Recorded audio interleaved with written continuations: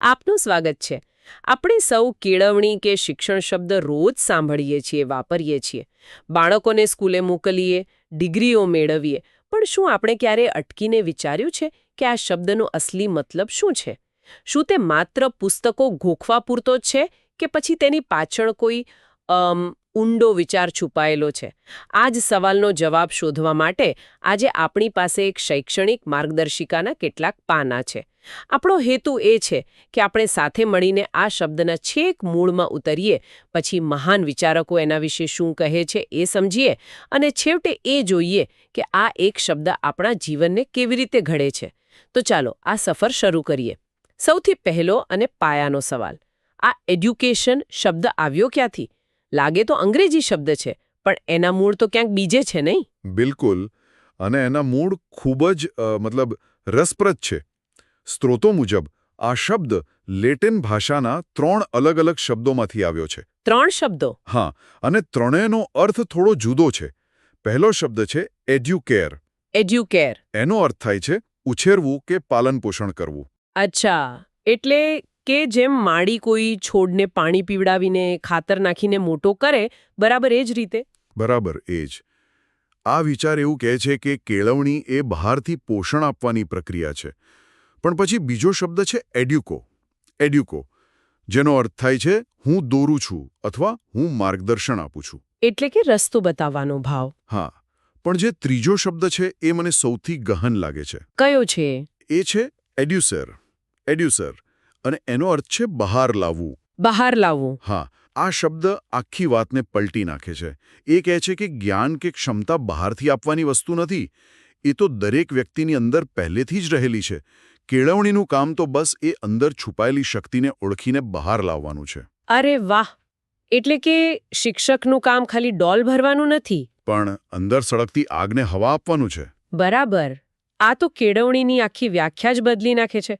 મતલબ કે આપણે બધા જન્મથી જ સંભાવનાઓનો એક ખજાનો લઈને આવ્યા છીએ. બિલકુલ. એટલે જ કેળવણી એ પાલન પોષણ અને માર્ગદર્શનનું મિશ્રણ તો છે જ, પણ એનો અંતિમ હેતુ વ્યક્તિના અંતરાત્માને જગાડવાનો છે. તે બહારથી અંદર અને અંદરથી બહારની એમ બેતરફી યાત્રા છે. આ તો શબ્દના મૂળની વાત થઈ, જે પોતે જ ખૂબ ઊંડી છે. પણ જે મહાન વિચારકો થઈ ગયા, જેમણે પોતાનું જીવન કેળવણી પાછળ સમર્પિત કર્યું, એ લોકો આ વિશે શું કહે છે? સ્ત્રોતોમાં ઘણી વ્યાખ્યાઓ છે. ચાલો એમાંથી કેટલીક જોઈએ. સૌથી પહેલી વ્યાખ્યા રવિન્દ્રનાથ ટાગોરની છે. તેઓ કહે છે, સર્વોચ્ચ કેળવણી એટલે બાળક અને માણસના શરીર, મન અને આત્માના ઉત્તમ અંશનું આવિષ્કરણ. અને અહીં જે રસપ્રદ વાત છે ને, એ છે કે આ વિચાર માત્ર ભારતમાં જ નહોતો. હજારો વર્ષો પહેલા ગ્રીસમાં ફિલોસોફર એરિસ્ટોટલે પણ કંઈક આવું જ કહ્યું હતું. શું કહ્યું હતું એમણે?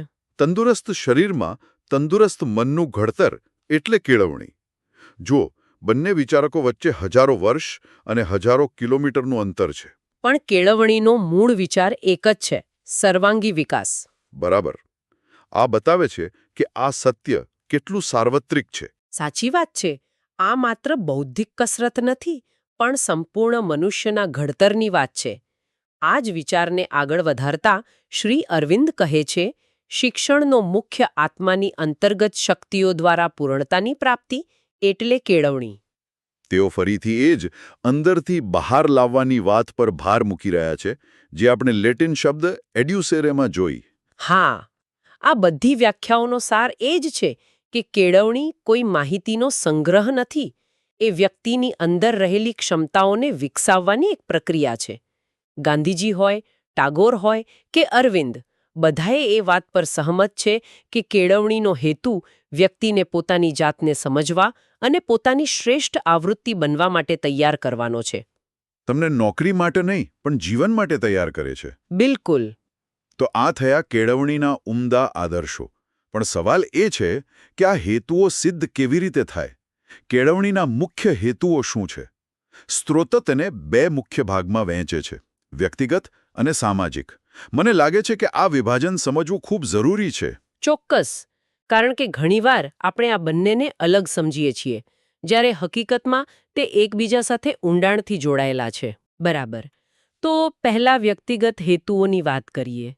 સ્ત્રોતો કહે છે કે તેનો મુખ્ય ઉદ્દેશ્ય વ્યક્તિત્વનો વિકાસ, આત્મઉન્નતિ અને પોતાની જાતને ઓળખવાનો છે.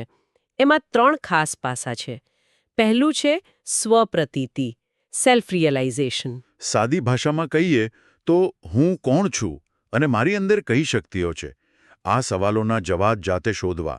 એવું સમજો કે કેળવણી તમને તમારી પોતાની યુઝર મેન્યુઅલ આપે છે, જે તમને જણાવે છે કે તમે કેવી રીતે કામ કરો છો. સરસ ઉદાહરણ છે. બીજું પાસું છે આત્મનિર્ણય, સેલ્ફ ડિટર્મિનેશન. એટલે કે કોઈના કહ્યામાં આવ્યા વગર પોતાના નિર્ણયો જાતે લેવાની ક્ષમતા કેળવવી. અને આ ખૂબ જ મહત્વનું છે. આનો અર્થ છે કે તમે તમારા જીવનની ગાડીમાં માત્ર એક પેસેન્જર નથી, પણ તમે ડ્રાઈવર છો. એટલે કે સ્ટીયરિંગ વ્હીલ આપણા હાથમાં છે. હા, તમારે ક્યાં જવું છે તે તમે નક્કી કરો છો. કેળવણી તમને એ સ્ટીયરિંગ વ્હીલ પકડવાની હિંમત અને સમજ આપે છે. અને ત્રીજું પાસું છે આત્માયોજન, સેલ્ફ ઇન્ટિગ્રેશન. આ શબ્દ થોડો ભારે લાગે છે. સ્ત્રોત કહે છે કે એનો અર્થ છે સમાજ સાથે પોતાની જાતને સુમેળમાં ગોઠવવી. આને સમજવા માટે એક સુંદર ઉદાહરણ છે. કલ્પના કરો કે તમે એક મોટા ઓર્કેસ્ટ્રાનો ભાગ છો. અચ્છા. તમારી પાસે તમારું પોતાનું વાજિંત્ર છે, તમારી પોતાની એક આગવી ધૂન છે, પણ તમારે બીજાઓ સાથે તાલ મિલાવીને વગાડવાનું છે. જો દરેક જણ પોતપોતાનું જ વગાડશે તો તે સંગીત નહીં પણ ઘોંઘાટ બની જશે. બરાબર. આત્માયોજન એટલે પોતાની આગવી ધૂન જાળવી રાખીને પણ એ સુંદર સંગીતનો ભાગ બનવું. વાહ, આનાથી તો આખો ખ્યાલ એકદમ સ્પષ્ટ થઈ ગયો. એટલે વ્યક્તિગત વિકાસનો અર્થ સમાજથી અલગ થવું નથી, પણ સમાજનો એક સારો ભાગ બનવો છે. અને અહીં જ એક મોટો વિરોધાભાસ છુપાયેલો છે, જે સ્ત્રોતો તરફ ઇશારો કરે છે. કેવો વિરોધાભાસ? આપણે ઘણીવાર વ્યક્તિગત સફળતા અને સામાજિક યોગદાનને બે અલગ વસ્તુઓ ગણીએ છીએ.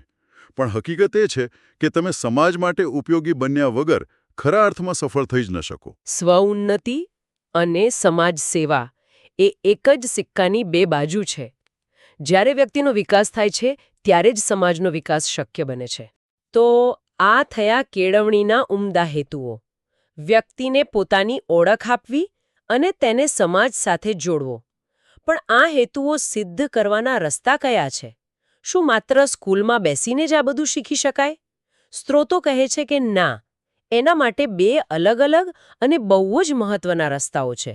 હા, અને આ બંને રસ્તાઓને સમજવા એ આજના સમયમાં ખૂબ જ જરૂરી છે. પહેલો રસ્તો છે ઔપચારિક કેળવણી, ફોર્મલ એજ્યુકેશન. આ એ શબ્દ છે જેનાથી આપણે બધા પરિચિત છીએ. આ એટલે આપણું શાળાકીય શિક્ષણ, સ્કૂલ, કોલેજ, યુનિવર્સિટી.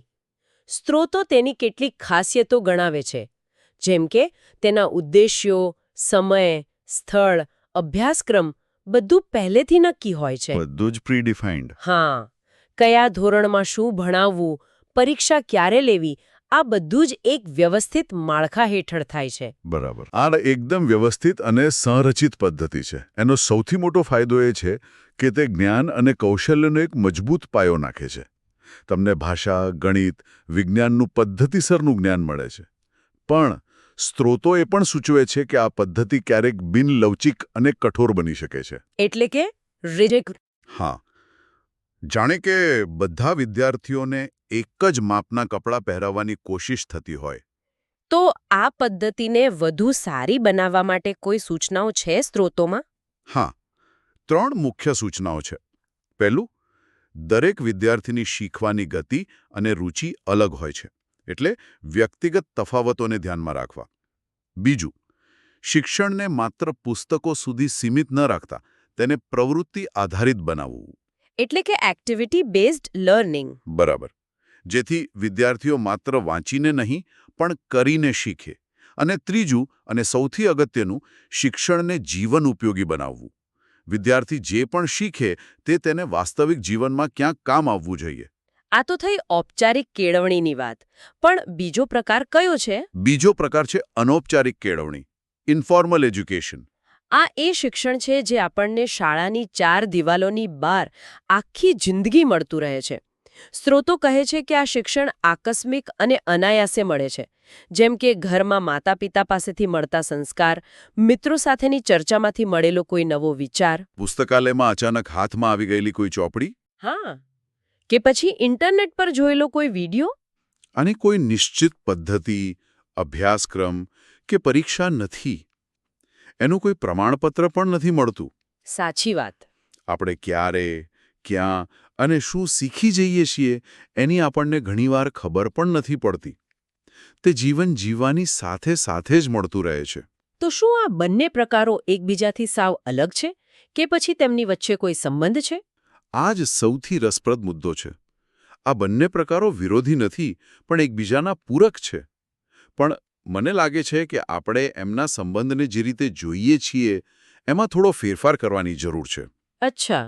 ખરેખર વિચારવા જેવી વાત એ છે કે આપણે ઔપચારિક કેળવણી પાછળ 15-20 વર્ષ અને લાખો રૂપિયા ખર્ચીએ છીએ જેથી આપણને એક ડિગ્રી મળે.